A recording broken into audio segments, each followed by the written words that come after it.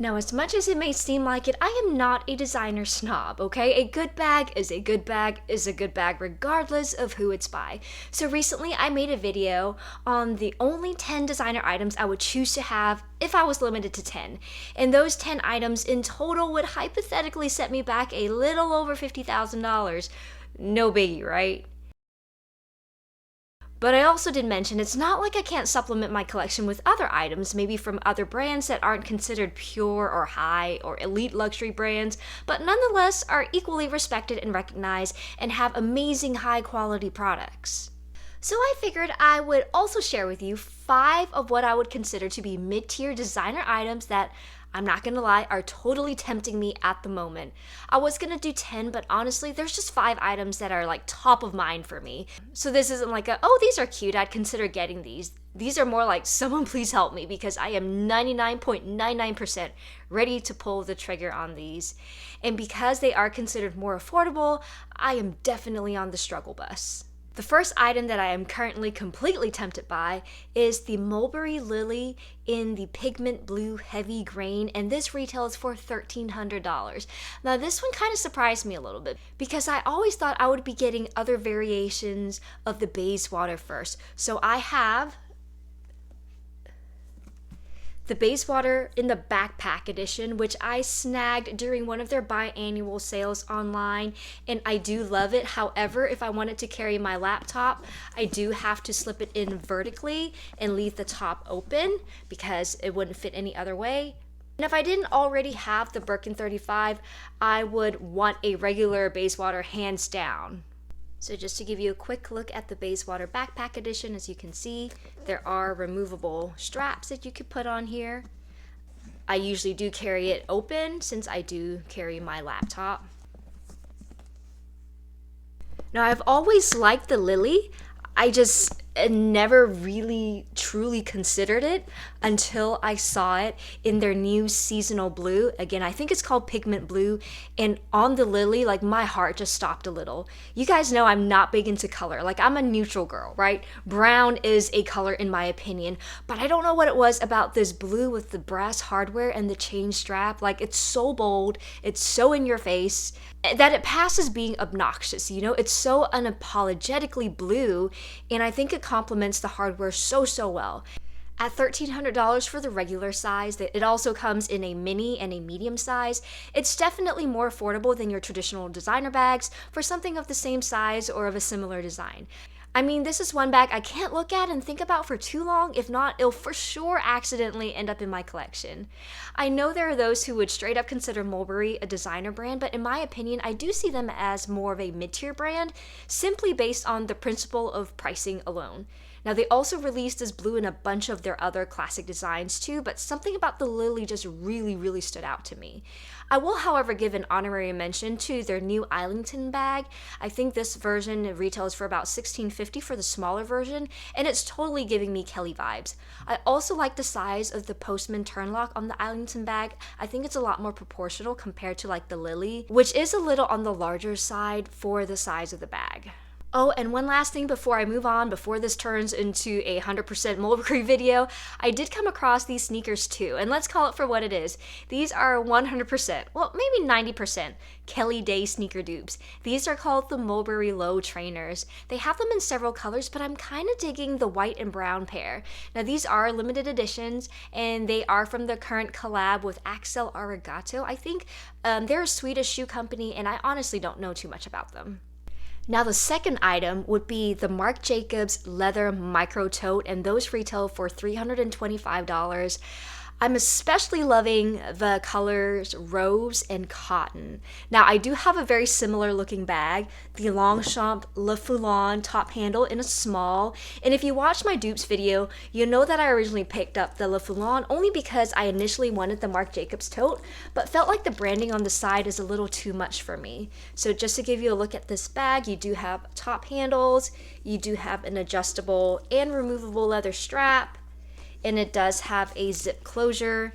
On the inside, it is lined, and there is a zip pocket as well as just a slip pocket. Anyways, I think the micro tote from Marc Jacobs is so stinking cute. And I don't know if it's because it's growing on me or if I'm just getting used to seeing it. I really don't find the branding too much or over the top anymore, especially for the micro size. Maybe because the font size is proportional to the bag, and that's why I think it's a little too much on the larger sizes. Plus, you could always just flip the bag over if it's really bothering you. I also love the fact that it does have a zip closure, it has removable and adjustable straps, and obviously it still has the top handle. I love a good top handle on mini bags.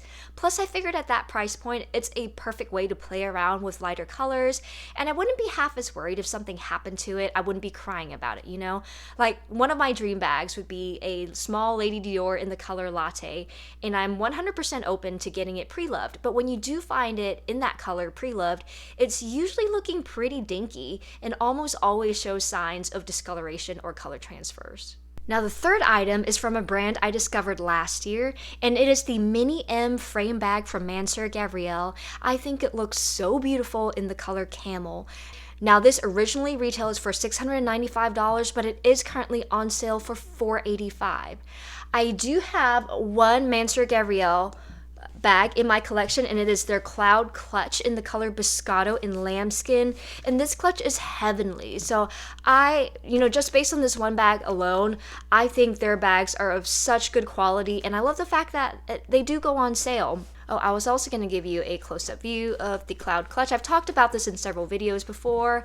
As you can see, magnetic closure, removable straps that are tied onto the side. Again, just an open giant cavern on the inside and super strong magnetic closure. Again, you just don't want to overstuff this because it will lose its shape and it will be really hard to grab, especially if you are wearing it as a clutch. And so again, they are currently having a sale online, and the M frame bag is totally giving me Fendi First vibes, like very slight Fendi First vibes. I love the structure of the bag. I love the fact that the straps are removable. I think the double zip top closure is so unique and kind of like artsy. I can potentially see it being a hassle to get in and out of because you would have to undo both zippers to access the bag, but I think the overall look of it is just so cool and so modern without it feeling like a trend piece. Now, that measures 9 inches in length, so it's not like a mini bag, but definitely on the smaller size. Also, I'm just now noticing that the Cloud Clutch also has a very similar like M shape to the frame bag. Now, if my closet would allow, I'd definitely add a couple more bags from MANSUR GAVRIEL if I could. If the M frame bag is a little too artsy for your taste, I also think the soft lady bag is beautiful, especially in the colors sand or latte. They also originally retail for $695, and they are currently on sale for $485. And there are several other colors and materials on sale as well, but I think this is such a beautiful, such a usable, and under the radar bag. I love the simplicity of the design. You still have a shoulder strap, a top handle. It does cinch close at the opening, but with the generous flap, it still looks really secure. It's definitely a medium-sized bag. I think it measures about 11 inches in length, and so I'm curious how the soft calfskin is going to hold up with that size of the bag. Now, this originally wasn't on my radar, but I came across it when I was checking in on the Mini M frame bag and saw that it was on sale and found this on sale too. So this isn't an immediate must-have now situation for me, but definitely one that made me do a double take. The fourth item that I am totally tempted by at the moment is a pair of sandals from Steve Madden, and more specifically the KYLAH tan leather sandals. These retail for $69.95, but they're constantly on sale. I think they're like 30% off right now, so you can get them for as low as like $40-ish. Now, I personally really like Steve Madden. I think their shoes are really well made for their price point. I have talked about, for instance, these Ellison flats several times as a dupe for the Chanel ballet flat, but oh my gosh, these have been my go-to flats to wear these days. So just to give you a close-up view, it is made of leather. It is leather lined with a leather sole. And there you go. And if I didn't have these Anne Klein slingbacks that I just found recently at Marshall's, I probably would have gone for their Belinda flats too, and I think those retail for about $89.95. Now, one thing that does irk me about buying direct from Steve Madden online is that they keep sending me emails like, oh, did you forget about these? Like, yes, Steve. Yes, that's exactly what I've been trying to do. So what do you think? Let me know what you think of the KYLAH sandals. Are they too much of a dupe for the Dior D Club slides? I mean, Dior keeps switching up their logos anyway, so one day these probably won't even look like a dupe anymore. I don't mean to be a hypocrite because I am not against buying dupes from like reputable brands. I am against buying replicas, but like, come on. It's no wonder that Steve Madden is constantly being slapped with trademark or trade dress lawsuits because their designs are a little past being designer inspired and straight up into designer imitation. Like, I have these Hayden sandals that I bought, I think either a year or two ago. And if you know what they're inspired by, then you know. These are fantastic, by the way. I think I've mentioned it before. I've tried on the Oran sandals several times from Hermes, and they just do not fit my feet. As you can see, these are, you know, slightly padded. And there's the design of it. And I absolutely love these. So the fifth and final item is one that I learned about from YouTube as a dupe for the Celine Classic box leather bag, and it's from the brand A.P.C. And I honestly think every single variation from their Grace line is beautiful. The mini top handle is beautiful, the baguette style is beautiful, the original style is beautiful in both sizes, and at under $900 for any of them, the price point is beautiful too.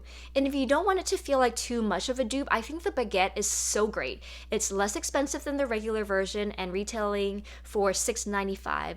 I mean, I personally like to wear my bags under my arm, so the elongated baguette shape usually really works a lot better for doing that, so it can sit within your natural waistline versus like a boxier bag where it may actually hit you at the hip. So for me, this is definitely a YouTube influence want, but at that price point, hey, YouTube has influenced me to do a lot worse.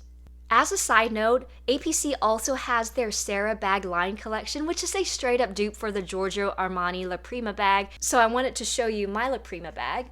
And you know, this is the only bag that I actually still keep in the box, only because I absolutely love the box and the packaging. I'll try to insert a picture of how it was packaged when it came.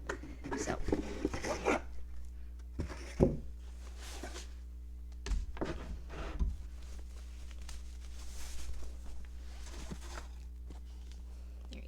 So this is my La Prima bag from Giorgio Armani in the small size in the Palmolato leather.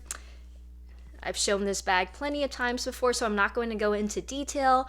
So I will say I love the different strap designs that A.P.C has, like the one that has both a top handle and an adjustable removable strap, but even the classic regular one looks great in my opinion, although it does seem like the strap isn't adjustable or removable. I think you'll see the biggest difference in quality and design from the side view and how the side panels are designed compared to the La Prima, which has, you know, 3 gussets here, and the design of this is just a lot more complex than the Grace bag, but at a little under half the price of the Armani bag, I mean, that's really not a bad deal. And there you have it. These are the 5 items that I am mentally struggling against purchasing. But if you really think about it, the grand total for these 5 items would be $2,845 before tax. That's like at most a little over half of the average price of one of the items on my designer wish list from my previous video. I mean, when you put it like that, that's honestly not terrible. In fact, you could argue that that's a steal, and that's why it's also extremely dangerous for me to entertain these types of thoughts. And the only thing stopping me from going on this spree is simply the fact that I am out of closet space. I literally have room for 3 more bags on my little bag shelf, and we would have to do a closet renovation, which I am not 100% against. I mean, I just have to set these boundaries for myself, even if I so much as entertain the thought of using some of the extra closet space I have, like in my guest room or in my office, then there's just no telling how far I'd go. So I like the fact that I'm usually pretty good about sticking to some of these rules I have set in place. Plus, I wouldn't like not having all of my bags in one location. I mean, this is so completely off tangent, but welcome to my brain. Let me know what you think of these items, and if you own any of these, let me know what you think of them. Are they worth it? So thank you so much for watching, and please like, subscribe, and hit the notification bell if you've enjoyed this video, and I hope to see you back next time.